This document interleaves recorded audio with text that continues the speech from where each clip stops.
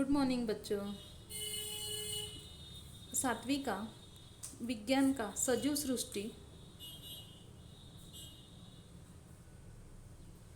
अनुकूलन और वर्गीकरण, यह पाठ हम देखने वाले हैं।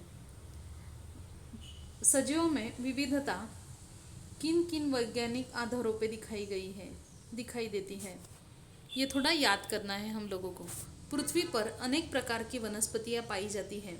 कुछ वनस्पतियों के रंगी बिरंगे फूल होते हैं, कुछ वनस्पतियाँ पानी में पाई जाती है, कुछ वनस्पतियाँ पानी के अभाव वाले मरुस्थलीय प्रदेशों में पाई जाती है, कुछ वनस्पतियाँ सूक्ष्मदर्शी के बिना दिखाई नहीं देती तो कुछ विशालकाय होती है।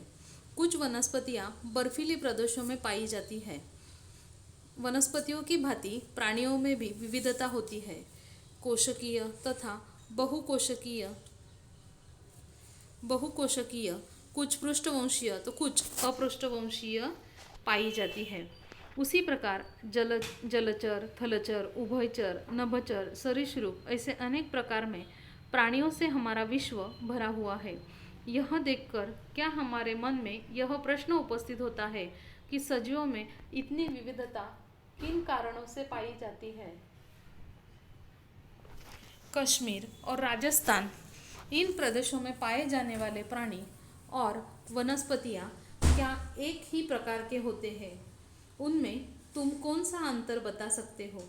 कश्मीर जैसे बर्फीले प्रदेशों में देवदार, चीड़ जैसे सूचिपर्ण वृक्ष बड़ी संख्या में पाए जाते हो। आपने ये नाम पहले ही सुना है ऐसा लगता है। देवदार और चीड़ ये बर्फीले प्रदेशों में है, इसलिए वो हमारे इलाके में दिखाई नहीं देते। तो राजस्थान जैसे मरुस्थलीय प्रदेश में बबूल, नागफनी जैसी वनस्पतियाँ बड़ी संख्या में होती है। बाजू के पिक्चर में ये हमको नागफनी दिखाई दे रही है। तो ऐसा क्यों होता है? इसको अनुकूलन यानी अंग्रेजी में एडाप्टेशन कहते हैं। प्रत्येक सजीव जिस परिसर और वातावरण में रहता है उसे समन्वय स्थापित करने के लिए उसके शरीर के अंगों में और जीवन यापन की पद्धति में समयानुसार घटित होने वाले परिवर्तनों को अनुकूलन कहते हैं। बच्चों, हम अगर काका मामा के यहाँ जाए, 2 दिन के लिए जाए, तो वहाँ का थोड़ा सा खाने का समय, सोने का समय और पढ़ाई का, खेलने का समय थोड़ा बहुत वहाँ की परिस्थिति, उस घर के नियम के अनुसार हम चेंज करते हैं। वैसे ही अनुकूलन भी सजीव हर परिस्थिति में वो परिस्थिति से मिलाप जुलाप होने के लिए उसके अनुसार बदलाव करते हैं, उसको ही अनुकूलन कहते हैं। जैसे अगर हम बारिश के मौसम में चैमेलियन यानी जो सरडा रहता है उसका रंग हरा होता है, तो जाड़े के मौसम में वो पत्ते जैसा रंग धारण करता है। आगे हम देखेंगे वनस्पति का अनुकूलन। अवलोकन करो और तालिका पूर्ण करो। तुम्हारे परिसर में पाए जाने वाली वनस्पतियों के भी उदाहरण दो। देखो, वनस्पति कमल, ये कहाँ आवास यानी रहने का स्थान, पानी में रहती है, तंतुमय है। इसके जो पत्ते हैं वृत्ताकार है, चौड़ी, बड़ी, मोमयुक्त और मोटा सा है। तो नागफनी ये मरुस्थल में पाई जाती है, जो मैंने आपको ये पिक्चर में दिखाई। जड़ ये इसका तंतुमय है और पत्तियों की विशेषता है, इसकी पत्तियाँ कांटों में बदलाव हो गई है और ये फोटोसिंथेसिस का काम इसका स्टेम करता है, यानी जो ये स्टेम रहता है वो काम करता है। बरगद का ही वैसा ही है। जलीय वनस्पतियों का अनुकूलन। तुम्हारे परिसर में नदी, नाले, तालाब, झील जैसे जलस्रोतों को देखो। स्थलीय तथा जलस्तरीय वनस्पतियों में क्या अंतर पाया जाता है? जलाशय में पाई जाने वाली वनस्पतियों में से कुछ वनस्पतियों की जड़ें जलाशय के तल की मिट्टी को दृढ़ता से पकड़े रखती है। उनके तने पानी में डूबे हुए तथा पत्तियां, फूल पानी पर तैरते रहते हैं। पाया जाता है कि कुछ वनस्पतियां जड़ें सहित पानी पे तैरती है। जलाशय के तल में देखने पर वहाँ भी कुछ वनस्पतियां दिखाई देती है। देखो, कमल ये पानी में तैरता है और इसकी जड़ें जो पानी में कीचड़ रहता है उसमें जड़ी हुई रहती है। जलकुंभी जैसी वनस्पतियों के ठंठल, कोमल, खोखले और लचीले होते हैं।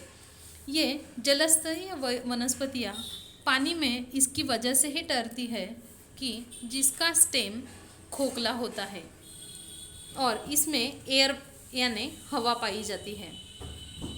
अधिकतम जलीय वनस्पतियों की पत्तियां और तने जैसे अंगों पर मोमयुक्त पदार्थों की पतली परत होती है। कुछ वनस्पतियों की पत्तियां सैकरी, रिबिन जैसी पतली होती है। इस कारण ये वनस्पतियां पानी का तेज प्रवाह सहन कर सकती है। तने और ठंठल में उपस्थित हवा का अवकाश यानी खाली जगह वनस्पतियों को पानी पर तैरने के लिए उपयोगी रहती है। तो बच्चों देखो, अगर हम कमल का ही उदाहरण ले तो अगर हम कमल के फूल को तोड़ते हैं तो उसके स्टेम में हमको खोखली खोखली जगह दिखाई देती है। वो खोखली जगह यहाँ पिक्चर में दिखाई गई है। तो इसको जो होल है इसमें एयर रहती है, तो वो एयर की यानी हवा की वजह से वो तैरता है। मानो जैसे ही हम गुब्बारा हवा से भर दे तो वो पानी पे तैरता है, वैसा ही ये स्टेम पानी पे तैरता है। और कमल की पत्तियाँ ये पिक्चर में जो दिखाई दे रही है, अगर हम उसके ऊपर पानी का बूंद डालें तो वो पानी का बूंद ऐसा मोती जैसा हो जाता है, यानी तैरता है दवा बिंदु जैसा। तो क्योंकि ये पत्ते पर मोम जैसी परत रहती है, इसलिए ये पानी में से खराब नहीं होता, ये पानी इसके ऊपर से बह जाता है। थोड़ा सोचो, अरवी कमल की पत्तियों के पृष्ठभाग से पानी क्यों फिसलता है? इन वनस्पतियों की पत्तियां पानी के कारण सड़ती क्यों नहीं? मैंने अभी आपको बताया, क्योंकि उसके ऊपर मोम रहता है। इन वनस्पतियों की जड़ें आकार में छोटी और तंतुमय क्यों होती है?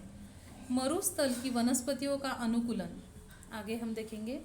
नागफनी का और एक पत्तेदार वनस्पति का गमला लो। दोनों गमलों की वनस्पतियों की पत्तियां चारों ओर प्लास्टिक की थैली फूलकर बोधो और गमलों को सुबह से धूप में रखो। उन गमलों को दोपहर में कक्षा में लाकर निरीक्षण करो। अब तो कक्षा में नहीं ला सकते, लेकिन आप घर पे देख सकते हो। क्या दोनों थैलियों में पानी की मात्रा समान दिखाई देती है? रेगिस्तान की वनस्पतियों में पत्तियां नहीं होती या वे सुई की तरह छोटी या कांटों में रूपांतरित हो जाती है। इस रचना के कारण तना मांसल होता है। पत्तियों के अभाव के कारण तनों में प्रकाश संश्लेषण होता है, इसलिए वो हरे होते हैं। वनस्पतियों की जड़ें पानी खोजने के लिए जमीन में गहराई तक जाती है, तो कुछ जमीन में दूर तक फैलती है। इन वनस्पतियों के तनों पर भी मोमयुक्त पदार्थों की मोटी सी परत होती है।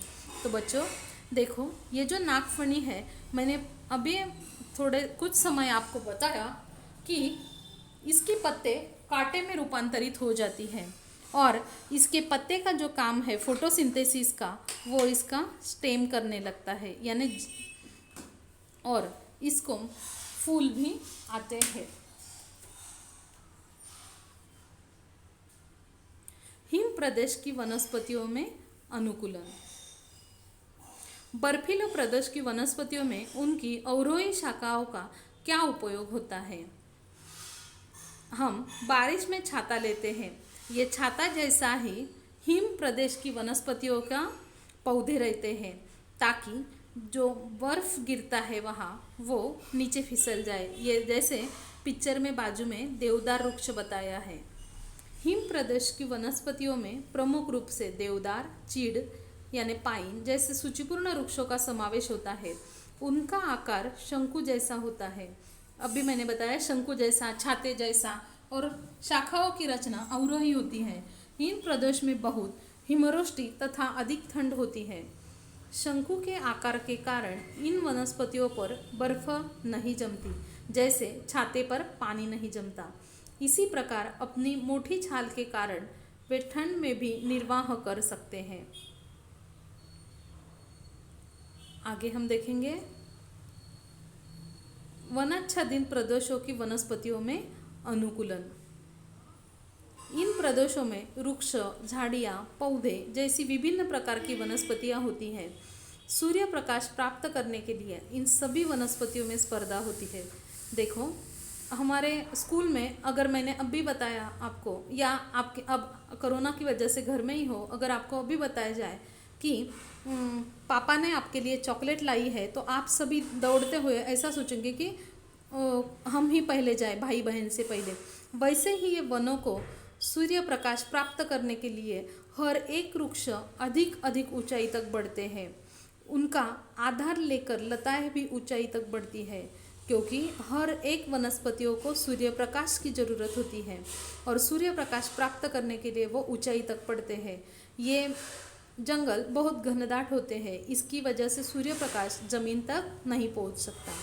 कुछ लताओं के तने पर पाए जाने वाले कमानी, स्प्रिंग जैसे लता तंतु तने का अनुकूलन ही है। ये लताएं वो तंते यानी कमानी या स्प्रिंग की वजह से ही ऊपर ऊपर चढ़ते जाते हैं। आगे हम देखेंगे न्यू पॉइंट, घास स्थल की वनस्पतियों में अनुकूलन। घास स्थल में बड़ी मात्रा में छोटी ऊंचाई वाली झाड़ियाँ और घास के विविध प्रकार होते हैं। घास की रेशेदार जड़ों द्वारा जमीन का क्षरण रोका जा सकता है। पिछली कक्षा में आपने देखा कि वनस्पति की वजह से जमीन का क्षरण नहीं होता, यानी ये रेशेदार जड़ें जमीन की क्षरण को जमीन को पकड़े रखती है, इसलिए क्षरण रोका जाता है। विषुवतीय प्रदेशों में घास अधिक ऊंचाई वाली होती है। उसमें बाघ, शेर, हाथी, हिरण जैसे प्राणी छिप सकते हैं, जबकि ठंडा प्रदेश में पाई जाने वाली घास की ऊंचाई कम होती है। इस कारण इनमें खरगोश जैसे प्राणी रहते हैं। पहाड़ी, ढलान, पठार व मैदानी प्रदेश में बड़ी मात्रा में चरगाह पाए जाते हैं। तो बच्चों, अब हमने देखा घास स्थल की वनस्पतियों में अनुकूलन। आज हमने देखा 4 प्रकार का अनुकूलन देखा। पहला देखा हमने पहला देखा देखो अनुकूलन। इसमें वनस्पतियों का अनुकूलन, जलीय वनस्पतियों का अनुकूलन, ये हमने पहले देखा। इसमें देखा कि जलाशय में रहने वाली वनस्पतियाँ उनका अनुकूलन करते हैं। ये ऑयली यानी ऑयली पत्ते और एयर से भरी स्टेम की वजह से वो तैरती है। मरुस्थल, इसमें एडेप्टेशन पाए जाते हैं, तो वो एडेप्टेशन यानी अनुकूलन रहता है कि इसकी जो पत्तियां नहीं होती वो सुई की तरह छोटी छोटी कांटे में रूपांतरित हो जाती है। इसके कारण जो पानी है वो बाष्प के रूप में ज़्यादा बह नहीं जाता। आगे बर्फीले प्रदेश की मैंने बताया आपको, ये छाते की तरह हो जाता है और बर्फ इससे गिर जाता है और ठंड से वो खुद का बचाव कर लेते हैं। वनाच्छादित प्रदेशों का अनुकूलन मैंने अभी बताया कि सूर्य प्रकाश पाने के लिए लताएं भी स्प्रिंग जैसे ऊपर ऊपर जाती है और सूर्य प्रकाश प्राप्त करते सकती हैं। आगे घास स्थल की वनस्पतियाँ, ये वनस्पति का क्षरण रोकते हैं और इसमें घास की ऊंचाई कम होती है, इस कारण इसमें खरगोश जैसे प्राणी भी रहते हैं। यानी अनुकूलन सभी के लिए रहने के लिए पोषक है। तो अगर आपको देखना है तो आप नेट पे यूट्यूब पे जाते हैं, ये अगर एडाप्टेशन इन ग्रासलैंड प्लांट ये टॉपिक डालते हो तो आपको वो पिक्चर और वीडियो उसके और भी दिखाई देते हैं। तो बच्चों, इस वीडियो को ध्यान से देखें।